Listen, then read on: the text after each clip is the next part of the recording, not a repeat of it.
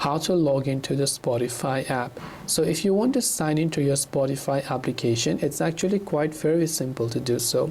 All you have to do is go ahead and then first of all make sure to launch the Spotify app, and this is the type of interface you will see.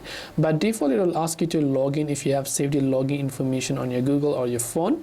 But if you don't want to do that, and if you also have not yet created an account, you can tap on the sign up for free option. You can also continue with your Google account or your Facebook account. But if you want to log in with an independent ID, you can tap on the login option.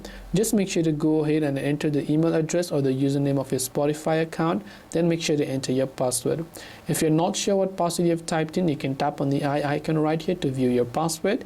In case you don't know your password, you want to log in without password, then you can also tap on the login without password option right here, and it will send an email to your particular email, a link. Then after you tap on that email, you'll be successfully logged in. But you can also choose one of the saved login information right from here.